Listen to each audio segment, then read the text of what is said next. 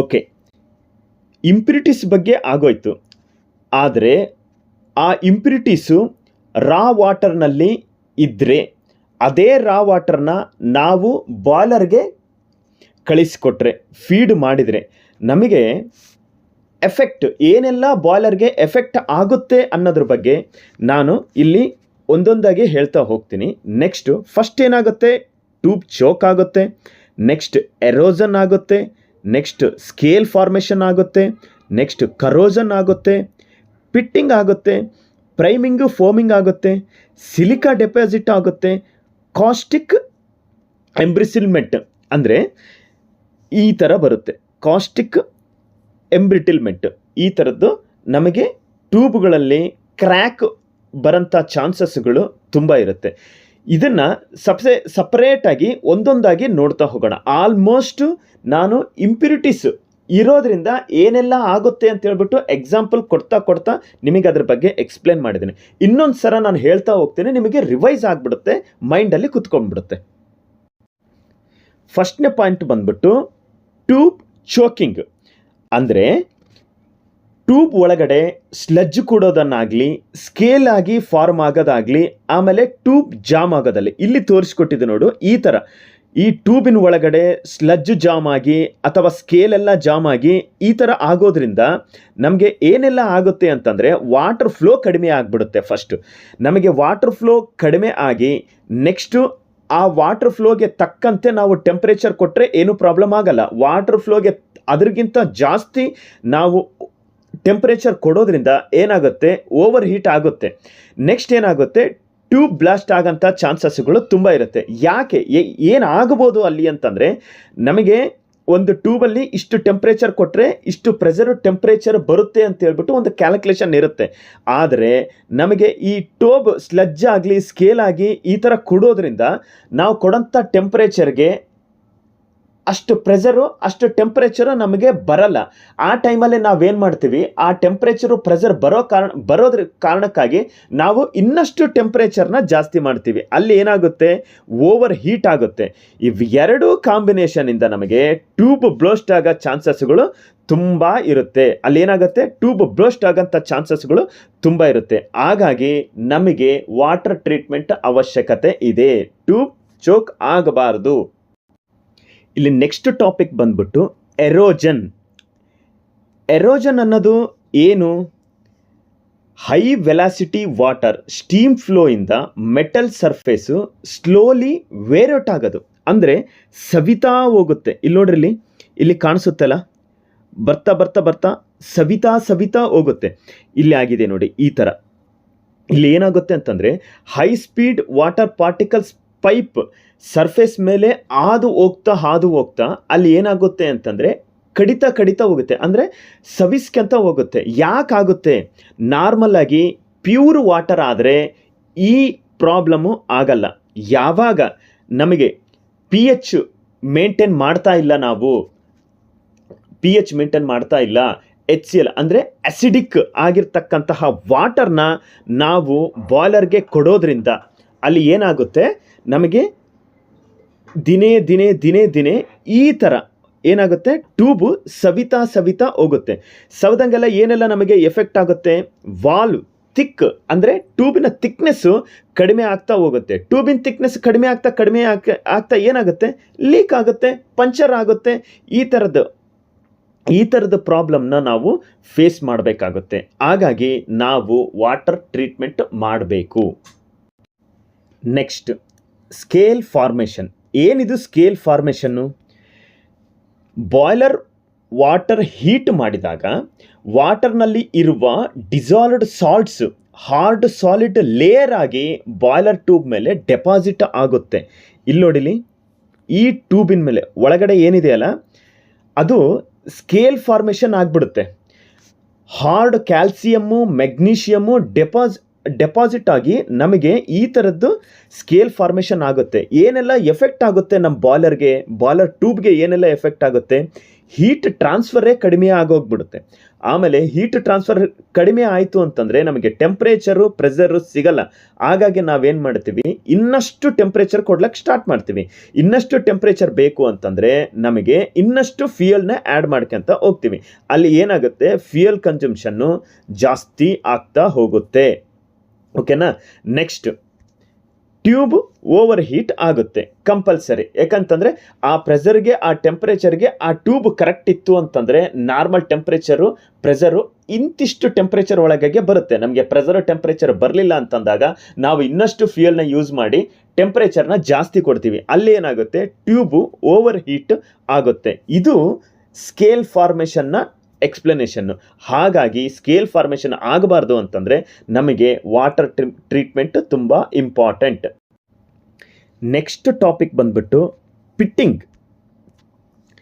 ಇಲ್ಲಿ ಪಿಟ್ಟಿಂಗಲ್ಲಿ ಏನಾಗುತ್ತೆ, ಪಿಟ್ಟಿಂಗ್ ಅಂದರೆ ಮೆಟಲ್ ಸರ್ಫೇಸ್ ಮೇಲೆ ಚಿಕ್ಕ ಚಿಕ್ಕ ಹೋಲ್ ಫಾರ್ಮ್ ಆಗುತ್ತೆ. ಇಲ್ಲಿದೆ ನೋಡಿ, ಒಂದು ಮೆಟಲ್ ಅಂದ್ಕೊಳ್ರಿ, ಇಲ್ಲೊಂದು ಚಿಕ್ಕದು ಅಂದರೆ ನಾನು ಜೂಮ್ ಮಾಡಿ ತೋರಿಸಿದಾಗ ಅದೇನಾಗುತ್ತೆ, ಈ ಥರದ್ದು ಒಂದು ಪಿಟ್ಟಿಂಗ್ ಅಂತಾರೆ ಇದನ್ನು.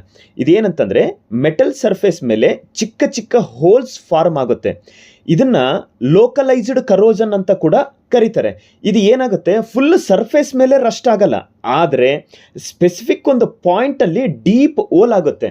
ಹಾಗಾಗಿ ಅಲ್ಲೇನಾಗುತ್ತೆ, ಪಿನ್ನೋಲ್ ಆಗಿ ಫಾರ್ಮೇಷನ್ ಜಾಸ್ತಿ ಆಗುತ್ತೆ. ಎಲ್ಲೆಲ್ಲಾಗುತ್ತೆ, ಆಲ್ಮೋಸ್ಟು ವೆಲ್ಡಿಂಗ್ ಜಾಯಿಂಟ್ಗಳೆಲ್ಲ ಏನು ಬಂದಿರ್ತದಲ್ಲ ಅಲ್ಲಿ ಪಿನ್ನೋಲ್ ಆಗಿ ಫಾರ್ಮೇಷನ್ ಆಗುತ್ತೆ. ಇದೇನಾಗುತ್ತೆ, ನಮಗೆ ಮೇನು ಎಲ್ಲಿ ಏನು ಕಡೆಯಿಂದ ಬರುತ್ತೆ, ಇದು O2 ಡಿಸಾಲ್ವ್ಡ್ ಆಕ್ಸಿಜನ್ ಏನಿರುತ್ತಲ್ಲ ಅದನ್ನು ನಾವು ಕರೆಕ್ಟಾಗಿ ಮೇಂಟೈನ್ ಮಾಡಿಲ್ಲ. ನಾವು ಬಾಯ್ಲರ್ ಒಳಗಡೆ ಬಾಯ್ಲರ್ ವಾಟರ್ನಲ್ಲಿ ಆಕ್ಸಿಜನ್ ಕಂಟೆಂಟು ಜಾಸ್ತಿ ಹೋಗೋದ್ರಿಂದ ನಮಗೆ ಮೇನ್ ಪಾಯಿಂಟು ಇದು ಪಿನ್ನೋಲು ಪಿಟ್ಟಿಂಗು ಆಗಲಿಕ್ಕೆ ಮೇನ್ ಕಾರಣ ಅದೇ ಆಗುತ್ತೆ. ಲೋ pH ಮೇಂಟೈನ್ ಮಾಡಿದರೂ ಆಗುತ್ತೆ. ಆಮೇಲೆ DM ವಾಟರ್ನ ನಾವು ಕ್ವಾಲಿಟಿಯಾಗಿ ಕೊಟ್ಟಿಲ್ಲ. ಎಸ್ಪೆಷಲಿ ಆಕ್ಸಿಜನ್ ಬಾಯ್ಲರ್ ಫೀಡ್ ವಾಟರಲ್ಲಿ ಇದ್ದರೆ ಸ್ಟೀಲ್ ಟ್ಯೂಬ್ ಮೇಲೆ ಅಟ್ಯಾಕ್ ಮಾಡುತ್ತೆ. ಇದು ಬಂದ್ಬಿಟ್ಟು ಪಿಟ್ಟಿಂಗು ಸ್ಮಾಲ್ ಡೀಪ್ ಹೋಲ್ ಆಗಿರುತ್ತೆ, ಸಡನ್ ಟು ಫೇಲ್ಯೂರ್ ಆಗುತ್ತೆ.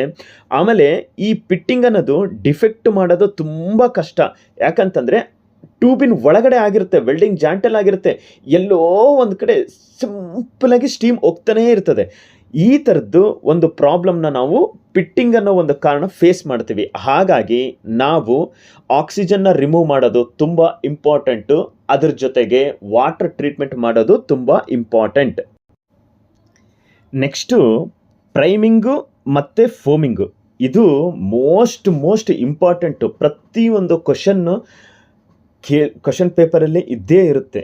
ಓಕೆ, ಏನಿದು ಪ್ರೈಮಿಂಗು ಮತ್ತು ಫೋಮಿಂಗು?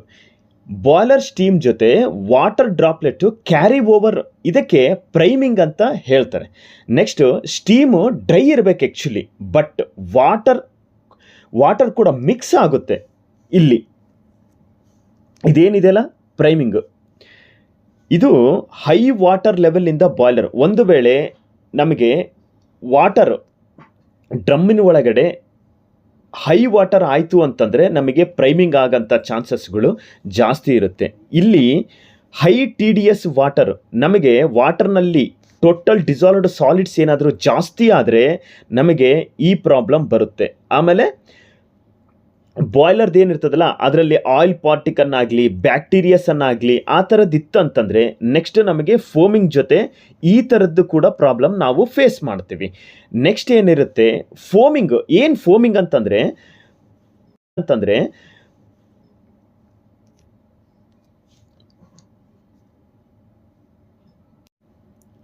ಫೋಮಿಂಗಲ್ಲಿ ಬಾಯ್ಲರ್ ವಾಟರ್ ಸರ್ಫೇಸ್ ಮೇಲೆ ಸೋಪ್ ಥರ ಬಬಲ್ ಫಾರ್ಮ್ ಆಗುತ್ತೆ. ಇಲ್ಲಿ ಆಗಿದೆ ನೋಡಿ, ಈ ಥರ ಸೋಪ್ ಥರ ಬಬಲ್ ಫಾರ್ಮ್ ಆಗುತ್ತೆ.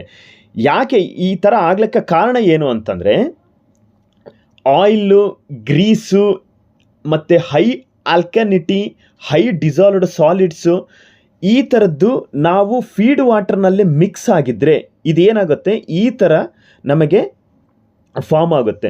ನೆಕ್ಸ್ಟ್ ಇದೆಲ್ಲ ಏನೆಲ್ಲ ಎಫೆಕ್ಟ್ ತರುತ್ತೆ, ವೆಟ್ ಸ್ಟೀಮ್ ಆಗುತ್ತೆ, ಜೊತೆಗೆ ಟರ್ಬೈನ್ ಬ್ಲೇಡ್ಸ್ನ ಡ್ಯಾಮೇಜ್ ಮಾಡುತ್ತೆ.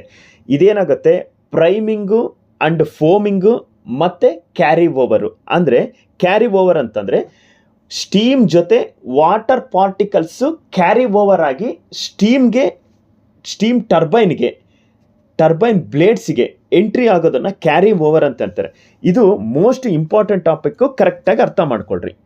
ನೆಕ್ಸ್ಟ್ ಬಂದುಬಿಟ್ಟು ಸಿಲಿಕಾ ಡೆಪಾಸಿಷನ್. ಅಂದರೆ ಈ ಸಿಲಿಕಾ ಅನ್ನೋದು ಹೆಂಗೆ ಅಂತಂದರೆ ಅದೊಂಥರ ಗ್ಲಾಸ್ ಪೀಸಸ್ ಥರ. ಇದು ಏನು ಮಾಡುತ್ತೆ ಅಂತಂದರೆ ಸಿಲಿಕಾ ಸ್ಟೀಮ್ ಜೊತೆ ಹೋಗಿ ಟರ್ಬೈನ್ ಬ್ಲೇಡ್ಸ್ ಮೇಲೆ ಡೆಪಾಸಿಟ್ ಆಗುತ್ತೆ. ಏನೆಲ್ಲ ಎಫೆಕ್ಟ್ ಆಗುತ್ತೆ? ಎಫಿಷಿಯನ್ಸಿ ಕಮ್ಮಿ ಆಗುತ್ತೆ, ಬ್ಲೇಡ್ನ ಇಂಬ್ಯಾಲೆನ್ಸ್ ಮಾಡೋದ್ರ ಜೊತೆಗೆ ಬ್ಲೇಡ್ನ ಡ್ಯಾಮೇಜ್ ಮಾಡೋಂಥ ಚಾನ್ಸಸ್ಗಳು ತುಂಬ ಇರುತ್ತೆ. ಇದು ಒಂಥರ ಗ್ಲಾಸ್ ಪೀಸ್ ಇದ್ದಂಗೆ. ಇದೇನಾಗುತ್ತೆ, ಹೋಗ್ತಾ ಹೋಗ್ತಾ ಸ್ಕೇಲ್ ಫಾರ್ಮೇಷನ್ ಮಾಡ್ತದೆ, hard glass like deposit create ಮಾಡುತ್ತೆ, ಆಮೇಲೆ ಹೀಟ್ ಟ್ರಾನ್ಸ್ಫರ್ ಕಡಿಮೆ ಆಗುತ್ತೆ, ಆಮೇಲೆ ಸೂಪರ್ ಹೀಟೆಡ್ ಮೇಲೆ ಟರ್ಬೈನ್ ಬ್ಲೇಡ್ಸ್ನೆಲ್ಲ ಡ್ಯಾಮೇಜ್ ಮಾಡುತ್ತೆ, ಆಮೇಲೆ ಎಫಿಷಿಯನ್ಸಿ ರೆಡ್ಯೂಸ್ ಮಾಡುತ್ತೆ. ಈ ಸಿಲಿಕಾನ್ನ ನಾವು ಕಂಟ್ರೋಲ್ ಮಾಡಬೇಕು ಅಂತಂದರೆ RO ಪ್ಲ್ಯಾಂಟ್ ಮುಖಾಂತರ ನಾವು ಕಂಟ್ರೋಲ್ ಮಾಡಲೇಬೇಕು. ಅಂದರೆ ವಾಟರ್ ಟ್ರೀಟ್ಮೆಂಟ್ ಕಂಪಲ್ಸರಿ ಬೇಕಾಗುತ್ತೆ. ನೆಕ್ಸ್ಟ್ ಬಂದ್ಬಿಟ್ಟು ಕಾಸ್ಟಿಕ್ ಎಂಬ್ರಿಟಿಲ್ಮೆಂಟ್. ಏನಿದು? ಮೇನ್ ಏನಂತಂದರೆ ಬಾಯ್ಲರ್ ಟ್ಯೂಬ್ನ ಅದಕ್ಕೆ ಸಂಬಂಧಪಟ್ಟ ಪ್ಲೇಟ್ಸ್ನ ಕ್ರ್ಯಾಕ್ ಎಲ್ಲ ಮಾಡುತ್ತೆ. ಇದು ಏನಾಗುತ್ತೆ ಅಂತಂದರೆ ಹೈ ಕಾಸ್ಟಿಕ್ ಸೋಡಾ NaOH. ಇದು ಏನಾಗುತ್ತೆ ಅಂತಂದರೆ ಕಾಸ್ಟಿಕ್ ಸೋಡಾ ನಮ್ಮ ಬಾಯ್ಲರ್ ಟ್ಯೂಬ್ ಆಗಲಿ ಪ್ಲೇಟ್ಗನಾಗಲಿ ಮೈನ್ಯೂಟ್ ಲೈನ್ಸ್ ಏನಾದರೂ ಬಂದಿದ್ದರೆ ಅಲ್ಲಿ ಏನು ಮಾಡುತ್ತೆ, ಆ ಲೈನ್ಸ್ಗಳೇ ಇಲ್ಲಂತಂದರೆ ವೆಲ್ಡಿಂಗ್ ಮಾಡಿರ್ತಾರಲ್ಲ ಅಲ್ಲಿ ಹೋಗಿ ಕಾನ್ಸಂಟ್ರೇಷನ್ ಮಾಡುತ್ತೆ. ಆ ಒಂದು ಗ್ಯಾಪ್ನಲ್ಲಿ ಏನು ಮಾಡುತ್ತೆ, ಇದು ಹೋಗಿ ಕಾನ್ಸಂಟ್ರೇಷನ್ ಮಾಡುತ್ತೆ. ಆ ಸ್ಟ್ರೆಸ್ ಏರಿಯಾನ ಅದು ಏನು ಮಾಡಿಬಿಡುತ್ತೆ, ಕಂಪ್ಲೀಟಾಗಿ ಕವರ್ ಮಾಡ್ತಾ ಹೋಗುತ್ತೆ. ಆ ಕಾಸ್ಟಿಕ್ ಸೋಡಾ ನಾವು ಅದರಲ್ಲಿ ಆ ಕ್ರ್ಯಾಕ್ ಒಳಗಡೆ ಕುತ್ಕೊಂಡು ಅದೇನಾಗುತ್ತೆ, ದಿನೇ ಅದನ್ನು ಕ್ರ್ಯಾಕ್ ಮುಖಾಂತರ ಡ್ಯಾಮೇಜ್ ಮಾಡ್ತಾ ಹೋಗುತ್ತೆ. ಈ ಡ್ಯಾಮೇಜ್ ಆಗೋದ್ರಿಂದ ಸಡನ್ ಫೇಲ್ಯೂರ್ ಆಗೋಂಥ ಚಾನ್ಸಸ್ಗಳು ತುಂಬ ಇರುತ್ತೆ.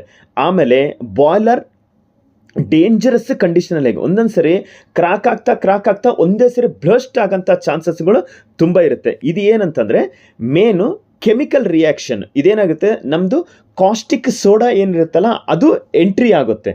ಇದ್ರದ್ದು ನಾರ್ಮಲಾಗಿ ಕೆಮಿಕಲ್ ರಿಯಾಕ್ಷನ್ ಬಂದ್ಬಿಟ್ಟು ಅಯಾನ್ ಡಿಸಾಲ್ವ್ಡ್ ಆಗುತ್ತೆ, ಅಲ್ಲಿ ಕ್ರ್ಯಾಕ್ ಸ್ಟಾರ್ಟ್ ಆಗ್ತದೆ. ಏನಾಗುತ್ತೆ, ಐರನ್ ಜೊತೆ ಹೈ ಕಾಸ್ಟಿಕ್ ಆಗಿ ಮಿಂಗಲ್ ಆಗಿ ಅಯಾನ್ಸನ್ನು ಕ್ರಿಯೇಟ್ ಮಾಡಿ ಆ ಲೈನ್ನ ಕ್ರ್ಯಾಕ್ ಮಾಡ್ತಾ ಹೋಗುತ್ತೆ. ಇದು ಬಂದ್ಬಿಟ್ಟು ಕಾಸ್ಟಿಕ್ ಎಂಬ್ರಿಟಿಲ್ಮೆಂಟ್ ಅಂತೇಳಿ ಕರೀತಾರೆ. ಇದು ಮೇನ್ ಕಾಸ್ಟಿಕ್ ಎಂಬ್ರಿಟಿಲ್ಮೆಂಟ್ ಅಂದ ತಕ್ಷಣ ನಮ್ಮ ಮೈಂಡಲ್ಲಿ ಬರಬೇಕು, ಕ್ರ್ಯಾಕ್ ಮಾಡೋಂಥ ಚಾನ್ಸಸ್ಗಳು ತುಂಬ ಇರುತ್ತೆ. ಬನ್ನಿ ಇನ್ನು ಎಕ್ಸಾಮ್ ಪಾಯಿಂಟ್ ವ್ಯೂ ಅಲ್ಲಿ ಬರೋದಾದರೆ ಒನ್ ಲೈನ್ ರಿವಿಷನ್. ಇಷ್ಟೊತ್ತು ಏನು ಹೇಳಿದೆನಲ್ಲ ಅದು ನಿಮಗೆ ಎಕ್ಸ್ಪ್ಲನೇಷನ್ ಎಷ್ಟು ಇಂಪಾರ್ಟೆಂಟು, ಅದ್ರ ಜೊತೆಗೆ ಎಕ್ಸಾಮ್ ಪಾಯಿಂಟ್ ಆಫ್ ವ್ಯೂ ಅಲ್ಲಿ ಮೈಂಡಲ್ಲಿ ಕೂಡಬೇಕಾಗಿದ್ದು ಏನೇನು ಚಿಕ್ಕ ಟೆಕ್ನಿಕಲ್ ವರ್ಡ್ಸ್ ಏನೆಲ್ಲ ಬಂದವು, tube choking, erosion, scale, corrosion, pitting, priming and foaming, silica ಮತ್ತು ಕಾಸ್ಟಿಕ್ ಎಂಬ್ರಿಟಿಲ್ಮೆಂಟ್. ಏನು ಇದ್ರದ್ದು ಎಫೆಕ್ಟ್ ಏನಾಗುತ್ತೆ, ಚೋಕಿಂಗ್ ಅಂತಂದರೆ ಬ್ಲಾಕೇಜ್ ಆಗುತ್ತೆ, ಸರ್ಫೇಸ್ ವಿಯರ್ ಆಗುತ್ತೆ, ಹೀಟ್ ಟ್ರಾನ್ಸ್ಫರ್ ಪ್ರಾಬ್ಲಮ್ ಆಗುತ್ತೆ, ಕರೋಜನಿಂದ ರಸ್ಟ್ ಆಗುತ್ತೆ, ಪಿಟ್ಟಿಂಗಿಂದ ಸ್ಮಾಲ್ ಡೀಪ್ ಹೋಲ್ ಆಗುತ್ತೆ, ಪ್ರೈಮಿಂಗು ಮತ್ತು ಫೋಮಿಂಗಿಂದ ವೆಟ್ ಸ್ಟೀಮ್ ಎಂಟ್ರಿ ಆಗುತ್ತೆ, ಸಿಲಿಕಾಯಿಂದ ಟರ್ಬೈನ್ ಬ್ಲೇಡ್ಸ್ ಮೇಲೆ ಸಿಲಿಕಾ ಡೆಪಾಸಿಟ್ ಆಗುತ್ತೆ, ಕಾಸ್ಟಿಕ್ ಬ್ರಿಟಿಲ್ಮೆಂಟಿಂದ ಕ್ರ್ಯಾಕ್ ಫಾರ್ಮೇಷನ್ ಆಗುತ್ತೆ. ಇದು ತುಂಬ ಇಂಪಾರ್ಟೆಂಟ್ ಪಾಯಿಂಟ್. ನೀವು ಅಷ್ಟೇ ಎಕ್ಸ್ಪ್ಲನೇಷನ್ನ ಮೈಂಡಲ್ಲಿ ಇಟ್ಕೊಂಡೋದ್ರ ಜೊತೆಗೆ ಈ ಟೆಕ್ನಿಕಲ್ ವರ್ಡ್ನ ನೀವು ಮೈಂಡಲ್ಲಿ ಇಟ್ಕೊಂಡ್ರೆ ನೀವು ಈಸಿಯಾಗಿ ಆನ್ಸರ್ ಮಾಡ್ಬೋದು. ಸಂದರ್ಭ ಬಂದಾಗ ನಿಮ್ಮ ಮೈಂಡಲ್ಲಿ ಉಳ್ಕೊಳ್ಳುತ್ತೆ, ಆಮೇಲೆ ಅದೇ ಥರ ಎಕ್ಸ್ಪ್ಲೇನ್ ಮಾಡಲಿಕ್ಕೆ ನೀಟಾಗಿ ಬರುತ್ತೆ. ಈ ಸಬ್ಜೆಕ್ಟಲ್ಲಿ ಟಾಪಿಕ್ ಜಾಸ್ತಿ ಇರೋ ಕಾರಣ ವಿಡಿಯೋ ಲೆಂತಿಯಾಗಿದೆ. ಇದರಲ್ಲಿ ಡಿಫೆಕ್ಟ್ಸ್ ಬಗ್ಗೆ ಕಂಪ್ಲೀಟಾಗಿ ತಿಳ್ಕೊಂಡಿದ್ದೀರಾ.